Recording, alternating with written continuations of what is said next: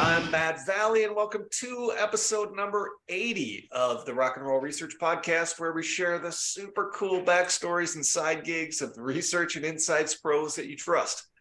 I'm super excited to welcome today's guest, my old colleague, Rogerio Monteiro.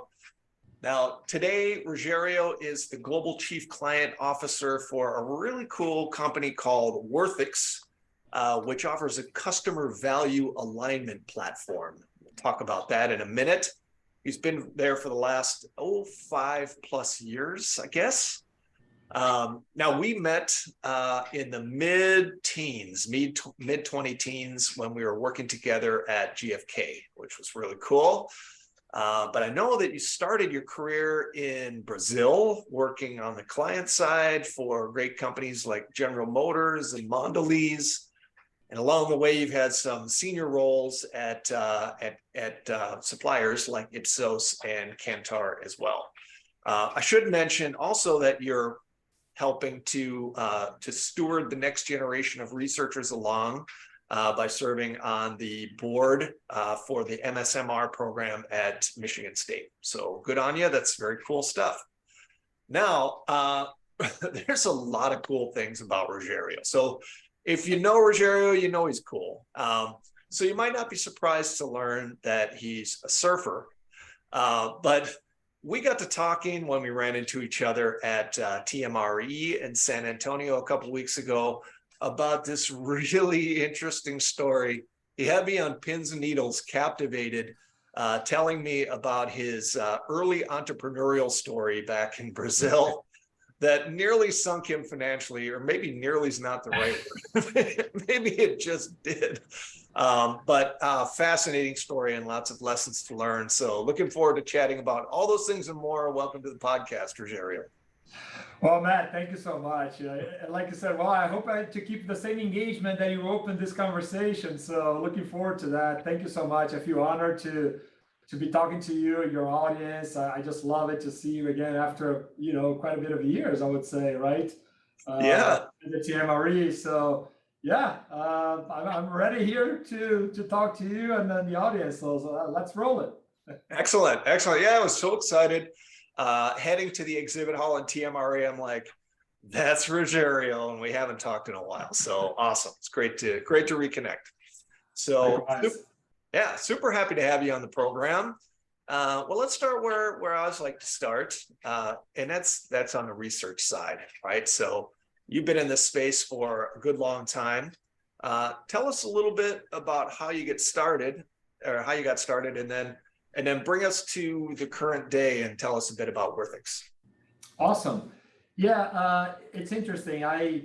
I'm a big talker, right? I mean, you know me, so yeah, I'm always talking, maybe a little bit, even more than I should, I would say. So even when I was choosing what to do for college, I picked marketing because at that time, 20+ years ago, I just wanted something that you can talk and you can try to persuade people. So I was always like within that helm of a thought what to do, right? Right. I think I picked the right thing, which was doing marketing. And eventually I went to New York and I did marketing and advertising postgrad at NYU and all that. Great. So after that, I started as a trainee for HP. That was actually my very first job. Okay. From HP, I went to Y&R, which is still to this day a big ad agency, right? Young and Rubicam, right? That's right. Yes. Yep. You used to say all the time Y&R, but yeah, back in the day, I used to say you were young Rubicam. That's right. And kind of how I got into research, it was really, and I remember to this date, I was preparing a lot of envelopes, like a pack of like 50 or 60 envelopes in my home. No internet at that time, right? And I was looking for a job, right? Ready to get out of college, that kind of stuff. And I remember one of those envelopes was to General Motors, right? In Brazil. Yeah. And I was called to an interview, and after a few steps, everything went right. And that's when I started. That's my first step as let's say more into the insights world, so to say. I started as a junior analyst at General Motors Brazil, right? Cool. And just to short that story, after a few years, the cool about GM is that I was running a multi-country program. So, still a young guy, but I could go to places like, from Dubai, in the UAE to South Africa, to Yeah. Morocco, to Egypt, so on and so Wow. forth. Yeah, because GM at that time used to run not only the Latin region, but what they used to call LATAMO, which is also Middle East, right? Okay. So spent a few years there, and then I had a chance to go to Kraft Foods. And you're right, as you said in the beginning, now among the least. At Kraft, for me, was kind of like a step up because I started to manage a team that used to handle snacks, which at that time is basically chocolates and snacks category, right? So all Okay. the famous biscuits and chocolate brands and all that kind of stuff, which was Right. really good. And there was a little bit of a hiccup, I would say, but I'll talk a little bit, I think, as you go along this conversation, because when I left Kraft, I decided to do an entrepreneurship for about a year with a couple of colleagues. So I'll skip that for now. Okay. But just in the continuation of the insights piece, so leaving from the client side for about 5 years or so to the supplier side, and kind of my journey was expertise, which is a mid-sized company in Brazil. And then I went to GFK, and then Ipsos, and then Kantar, and finally Worthix, right? Right. GFK, I not only worked in Brazil, but I was expat also to the US. And that's when we start meeting each other, right? Because I spent at least 2 to 3 years here in the US for GFK, and that's when I met you. Right. Those days.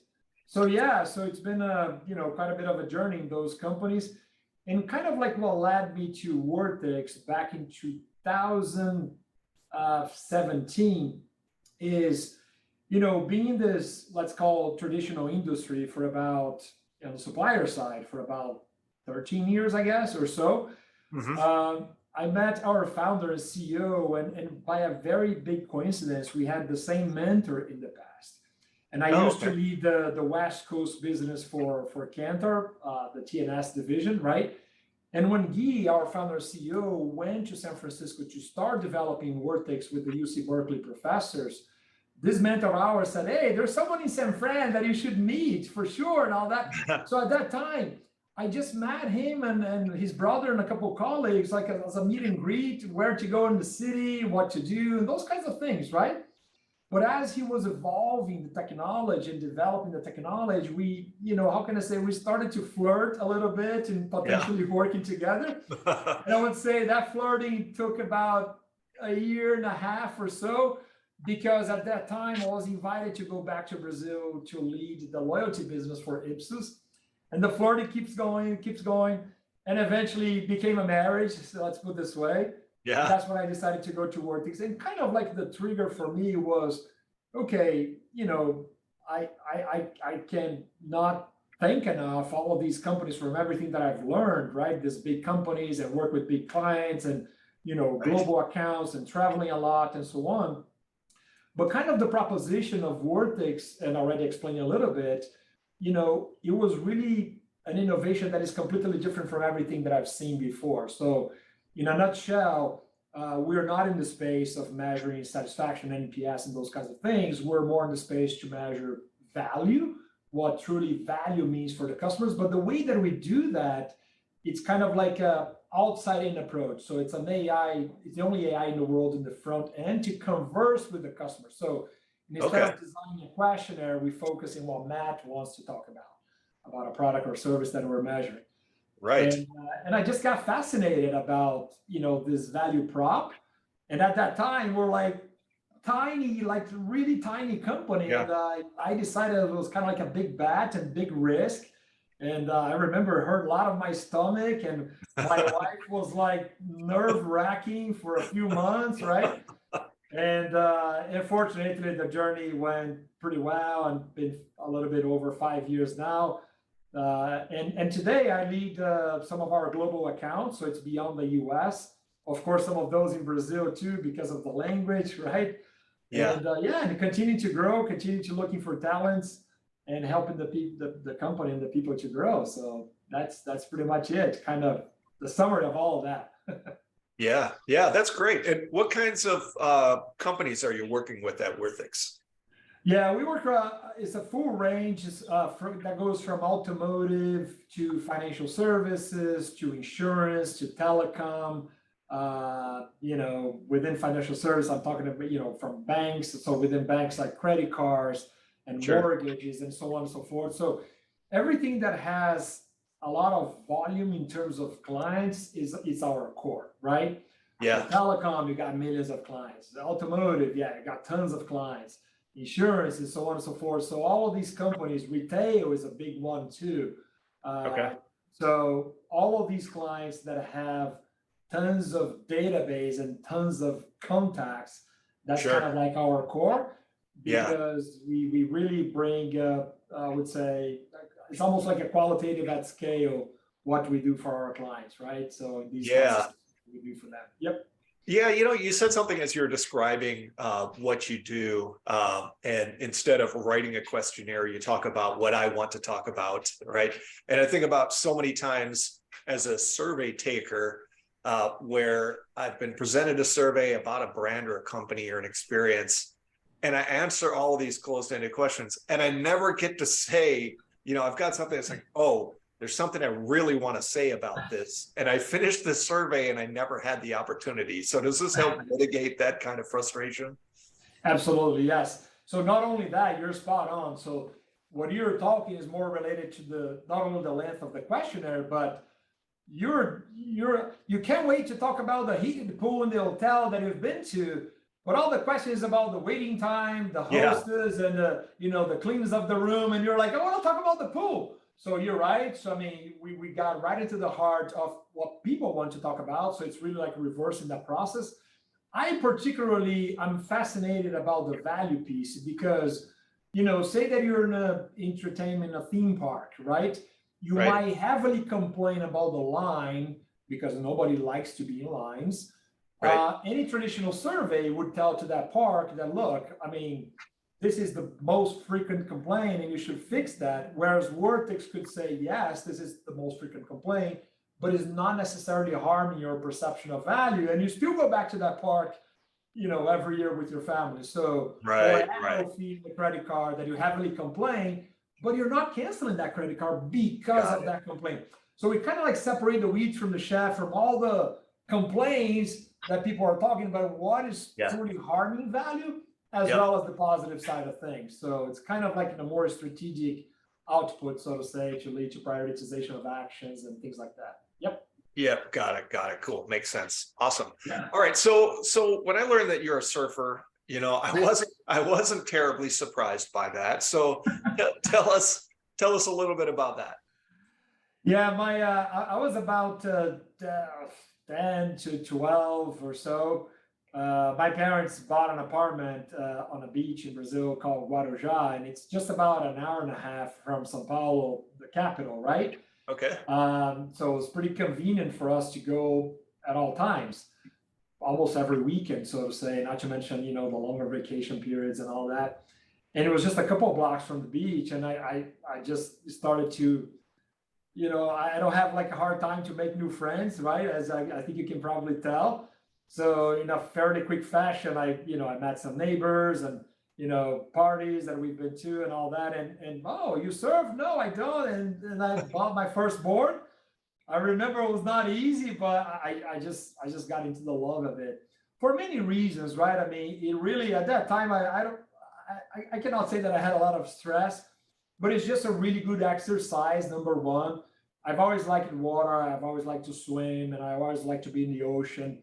And when you really start to surf, just that moment doesn't last long, but while you're in a wave, I don't know, you feel like a dolphin. You feel like, oh my God, it's a pleasure that only someone that did that can describe, right? Yeah. It's something like that. And not to mention the wipeouts, sometimes that you have.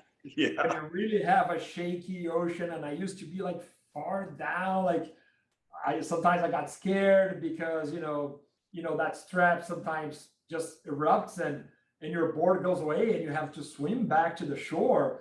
And sometimes it's pulling you back and another surfer comes to help you. So, or some wipeouts that you really go down deep and you lose your breath. So, and it's really interesting. And that's when those kinds of like more extreme sport, they're never rational, because losing my breath, that probably happened like 10 times, that I was extremely scared. And I continue to go surfing on a bad day, right? It's just something that pulls you back to the water, right? Yeah. It's really interesting. But yeah, it's a combination of just enjoying nature, having fun with friends, and and that's it. And it's really amazing. I don't think there's an age, to surf, in my opinion. Yeah, I've never surfed, but I've always been intrigued by it for exactly what you said. I've heard that before. It's like when you have that feeling when you're on the wave, it's irreplaceable. It's like nothing else. And so yeah, you're worried about losing your life after some horrible wipeout, and you get back on the board because you're in search of that feeling once again. Yeah. That's right. And there's one thing that, a lot of people that don't surf wouldn't know, that when you see on TV, you don't think about those things, right? When you go to a foreign beach that you don't know the locals, so if you take the wave and cross in front of them, like sometimes there are like fights at the water, like people start fighting, surf war, punching, or sometimes they came and like give me a punch on the back and say, "Get out of here, you're not local," and things like that. That's very common in Hawaii. I never been to the giant waves in Hawaii, but I did surf on the low season, because you still have like brilliant waves to surf, but of course not those crazy ones that I just don't have the courageous to do that, right? Like in Hawaii, people are very local. Like they don't want you to be in the best spots. They just knock you out unless you know someone that bring you in to the club. Too funny. Yeah, the whole culture. That's right. Yeah. When you see that crowd on TV, I mean, there's always like, if you think about like a boxing, area, there's always something going on there. Too funny. That's awesome. Cool. All right. So one thing I love about this podcast, actually my favorite thing, is I get to hear all of these really fascinating stories, and I just eat them up. And so when we sat down and we're catching up, and you're telling me this story about, and of course it's got a music connection, right? That's right. Your first entrepreneurial adventure, and it was really an adventure. So why don't you share that story with us? Yeah. Oh gosh. Okay. So right after Mona Lisa, there was two friends of mine. One is a doctor, the other one was a banker. I mean, and they too were already like doing pretty well in life, and I was still, building my house brick by brick, so to say, right, from a savings perspective, right? Right. And one other friend was already doing, some shows with cool bands and all that, and he was progressing pretty well. And they said, "Guys, I think you should, think about this, because I mean, there's a space for everybody in this arena, right?" So first mistake. He was a promoter, a music promoter. He was a promoter, right? He said, "Hey, you guys should get together and be a promoter, also do that kind of thing, because it's great." And he told us like glowing stories about, looks like it's really promising, right? Yeah. So the first mistake that we did, we started too big. So we rented a place that fits like 35,000 people. And it's really expensive. So I imagine I really drain all my savings into this. Big time.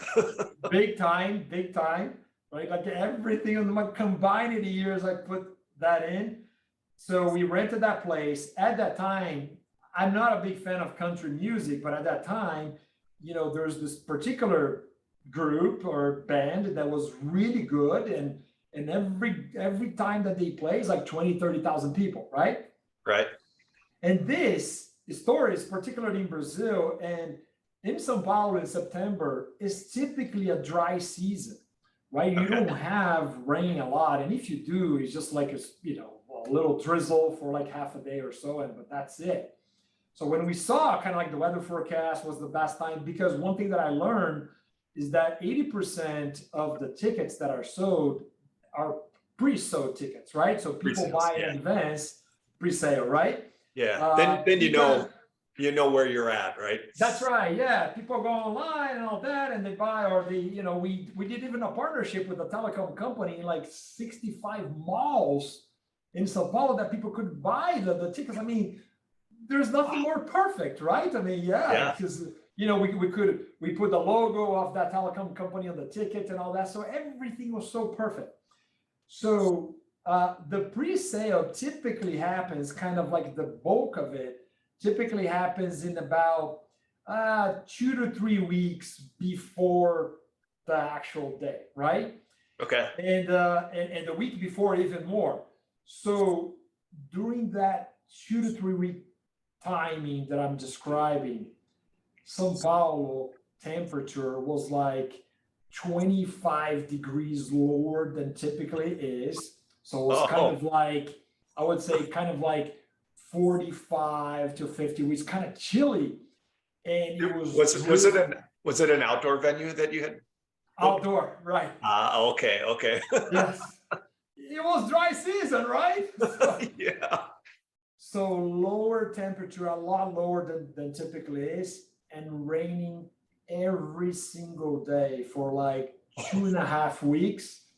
Oh, So we're supposed to have, or we thought we would have, from 25 to 30,000 people, and we barely got to the 3,000. So it oh, was like a huge loss. I never oh. saw so many pilots of beer that was completely untouched because we bought so much in advance, you Oh, know. And after that huge loss, there's a lot of 50% payment that we still owe to the people who make, all the infrastructure, and, down to police that you have to pay, a certain fee because they oh, block traffic and things like that. So the city kind of dedicates policemen to that. You have to pay for that kind of service. There's so much. So not only the loss was like tremendous, you still had a lot of bills to pay. oh, And I oh, remember, just to finish this story, I remember when I went back home, I remember laying down my bed and I probably cried nonstop. I don't know how, I still don't know to this date, like how much water can get out of your eyes nonstop for such, it was like more than half an hour, but like it just didn't stop because you're like, how come this happened the way it happened, right? oh, But I think, and there's something that I'll mention in a second. When you go through this, you just develop something inside you about, I have to get up on my feet again. I have to fight. I have to make it up, for my own life. And, I know, and then you start to think about other situations that people are in even a lot worse shape in life right, because right. of health and because of whatever. And you just start putting things into perspective to even balance your head a little bit and just right, get a little bit centered and back to normal. So I mean, of course, explaining this, it wasn't easy, but I did I did a kind of like a self motivation routine to just get up on my feet, and then I went back to research, and then I landed at expertise GFK and that route that I told you before. So but yeah.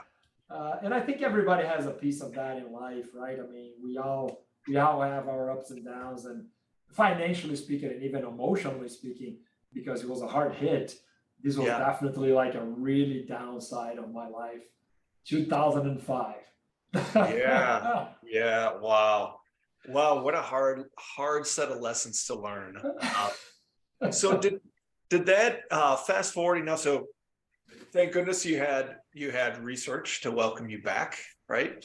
But then I'm thinking about your decision to join Worthix, very, very tiny company at the time that you joined. Did your previous experience, did that enter your calculus at all? Did that scare you or? It did. I think, well, that experience was way back in 2005, right? But I think, to your point, the lessons learned are always with you, right? Right. And I would say yes, definitely. It's embedded in my brain what happened, and me, being as a fighter to never give up and that kind of thing. So I think that definitely yes. I'll tell you precisely what made my decision, among other things, but I would say the biggest decision was that one thing. I have two brothers, one younger, one older. The older brother, he's a CEO of a bank, so he does pretty well, and I respect him a lot as an executive, right? Right. And I remember I had the conversation with him, and my son was still a baby. My wife had quit job, right, and I had a pretty stable position, at Ipsos and all that, and I remember that I talked to my brother about, I want so badly to go to Worthix, right? But all of these comfort or situation that you feel stable, right? And then if this is, I think it's a cool thing to share with your audience. He said to me, among other things, but this was the one thing that really caught me. He said, I think you should look into your bank accounts and see if you can survive. If everything goes wrong, if you can survive for a year and a half, right? So if the answer is yes, so you're keeping the same pattern of your life nowadays, and with the money that you have in the bank, you can survive for a year and a half, I would say go, because it's very likely if everything goes wrong, I don't think it's going to take more than a year and a half for you to be back to the market. You might be back to the market, not necessarily in the position that you wanted, or the salary that you want, the compensation that you want, or whatever. But I think you get back to your feet within a year and a half, and maybe not as you wish, but still, right? So Sure. it was kind of like that equation that I saw in my mind, and look at the numbers too. Yeah. That made me, you know what, I'll do it. So yeah, so then I just felt confident that I could do it. But that being said, right, of course, I mean, it's not an easy decision. And that was also implying me to go back to the US. That was part of the equation, right? Right. Which I was very happy about, but it's just, just this journey to the new, right? And still Yeah. completely small. How many clients? No clients. So you build everything from scratch, which is really fascinating, right? I remember in a board like this, right next to me here now, like the storytelling that we should talk to customers, so things like that. So yeah, it's really fascinating. So it's such a great story, and here you're past 5 years now and kicking ass. So it's great. It's great. there's one thing that I forgot to mention, and it's related to everything we're talking here, right? But this is within 20 plus years of experience. This is the most remarkable story that I learned on a leadership training that I like to share to people that I like, which is this guy was saying that anybody on planet Earth plans our life, or the path of our life, in a straight line, right? I mean, Sure. I want to go to college, I want to do this, after 10 years, I want to buy a house, I go a mortgage, and then I want to savings, retirement, 401k, whatever, right? So I'll probably go to different jobs. So you think about a line like this, but everybody, 100% of the people, that thing that we projected, it goes like that. Yeah. So everybody has the ups and downs, and it's a completely different route with a lot of detours and all that. And these ups and downs, they are emotionally, professionally, financially, and so on. And so, right, we all have these stories, right? But the part that I mean, like when he was comparing this as a ECG, right? Because when you do the hard testing thing, the ECG goes like that. He said, this is life, and this is the real life, the ups and downs, and everybody goes through this.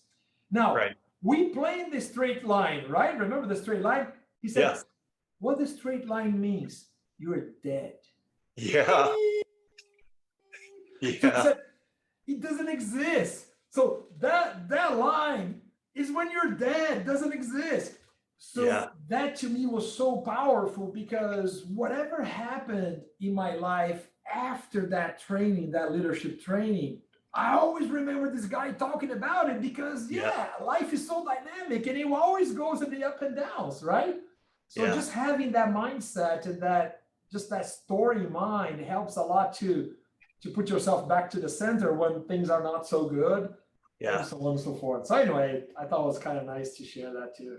I love that. There's a lot of comfort in that, because as you're going through the ups and downs, you somehow tell yourself that no one else is doing this, right? Everyone else is moving along that linear path, except for me. I'm screwing up somehow, right? But no, you're not, and nobody is going on that linear path. So yeah, that's great. That's right. Yeah. But we planned that. But we plan that way, exactly, right? We think it's gonna happen that way, and never does. Never does. It never does. Yeah.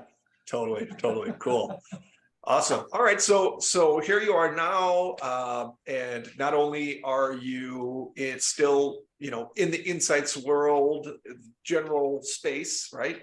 But you're kind of at the forefront of it with really cool technology. So curious to know, after 5+ years at Worthix and seeing the development of AI and the development of your own platform, what does the future of research look like to you?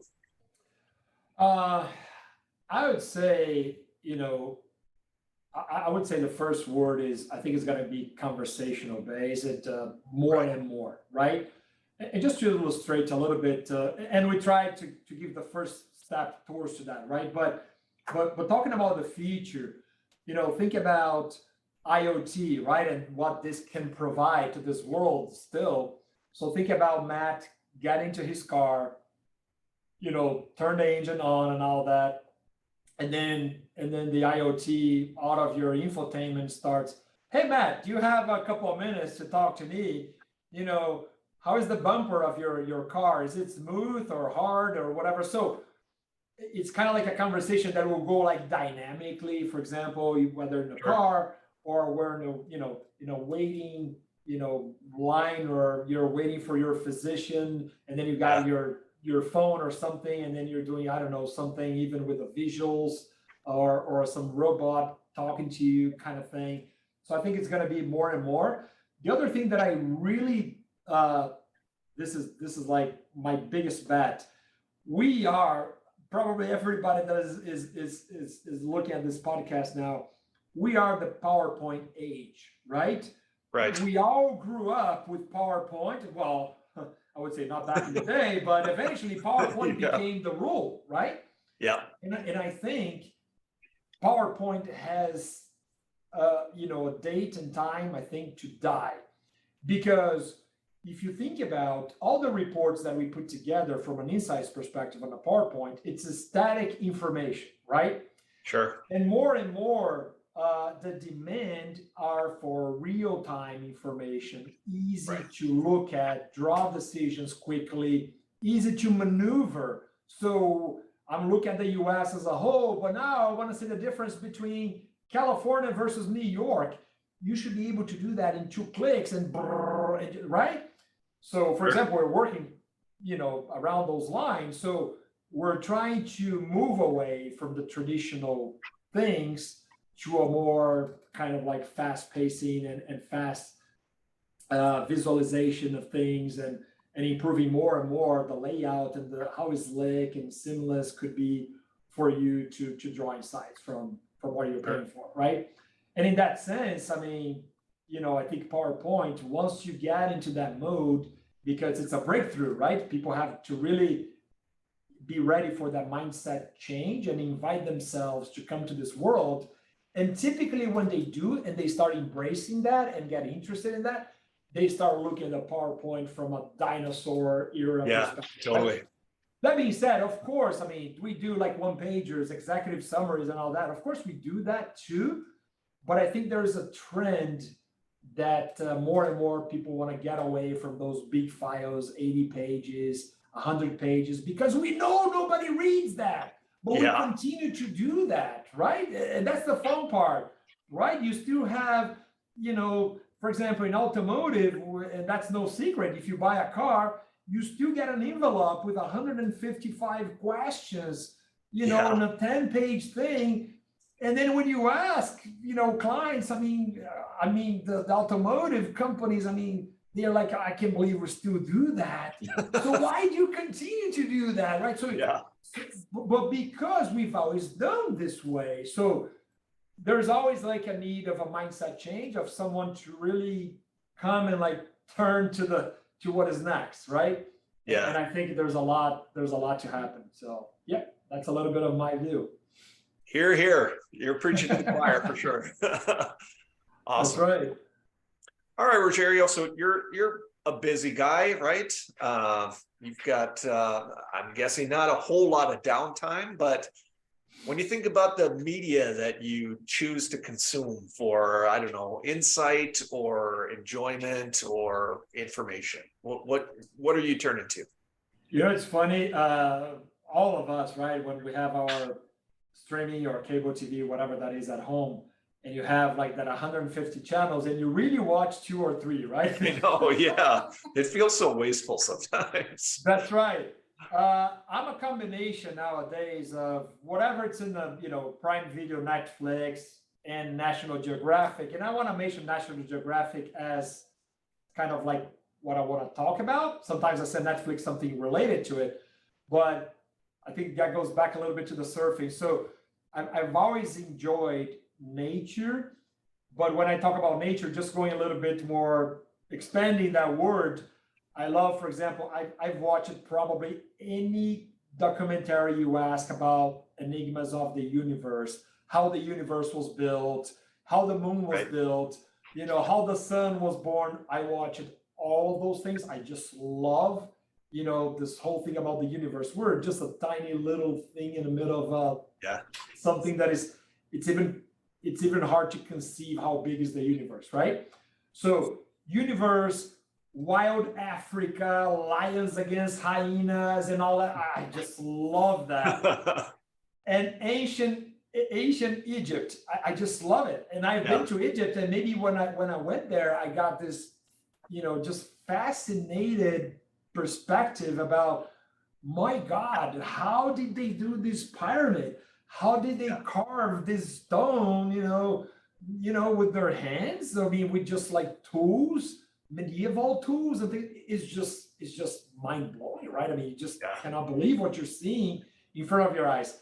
So like the Egypt stuff, universe stuff, and wildlife, this is like 80% of my downtime in front of the TV. Other than that, just like, morning news and things like that. But yeah, those 3 pieces are really what I love to watch.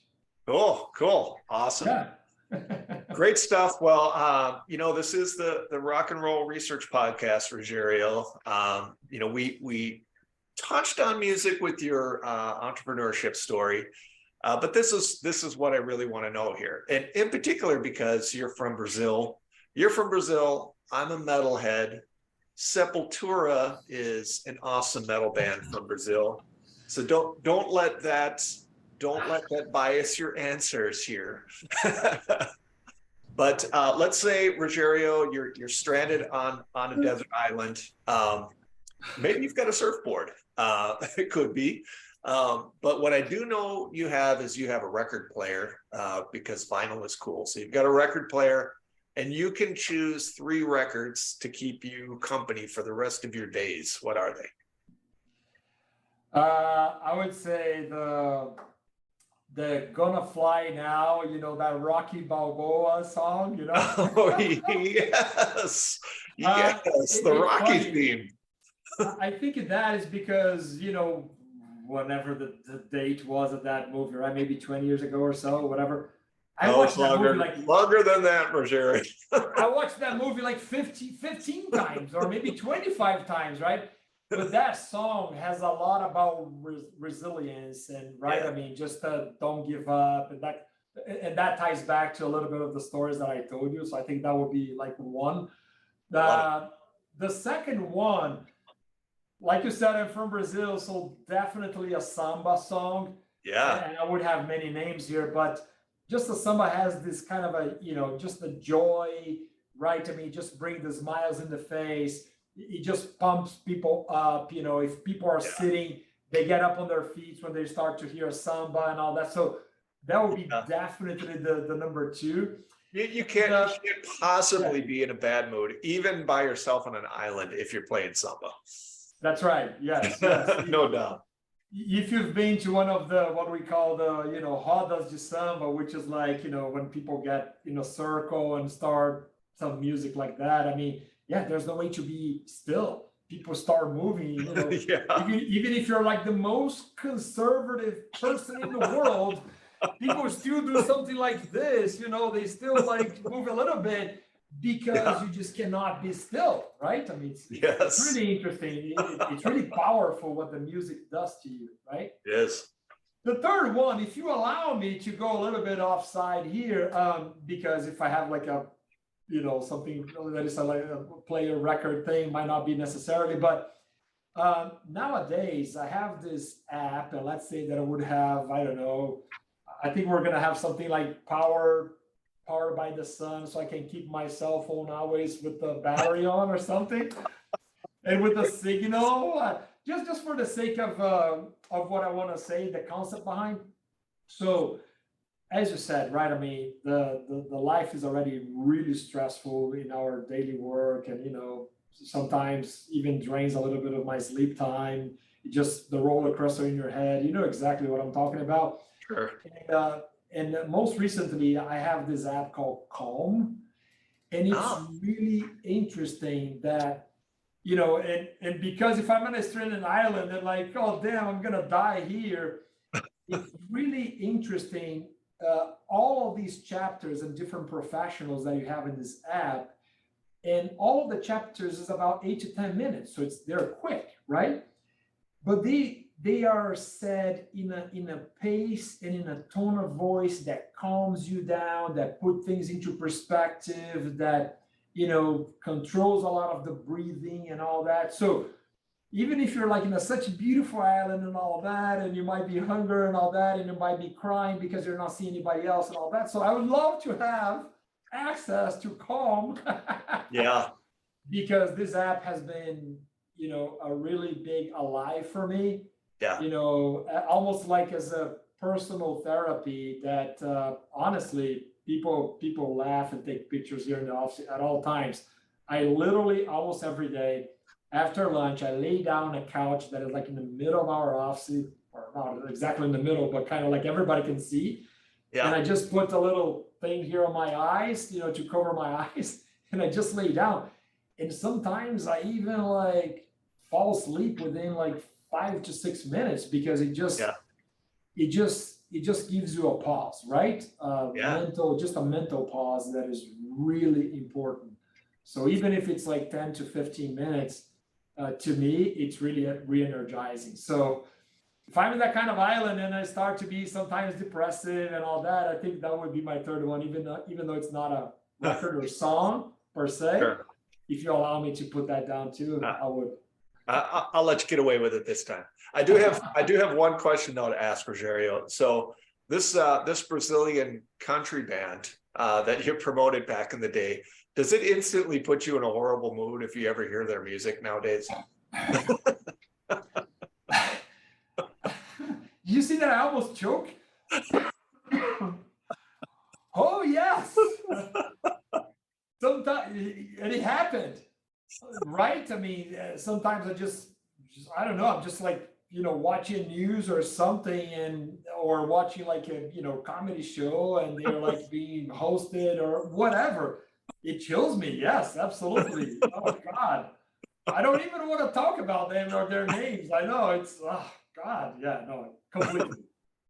It chills me. Like, it's the mixed feelings, right? But definitely more the bads, even though, okay, resilience came next, and okay, you made it up, and you're right. I mean, you built something in your life, in your career, and all that. But no, yeah, I mean, it still comes a lot of the dark side, of it. I love the question. I had to ask. All right. Well, this has been a really great chat. I really appreciate you sharing sort of a tough story from your past, and I think it's a great springboard for you to also share all of the things that that you've done along the way that have, you know, helped you turn it around. And now here you are back and better than ever. So really great to reconnect. So happy to see you at TMRE and glad to share a conversation with you here, Rogerio. Let's do it again soon and rock and roll.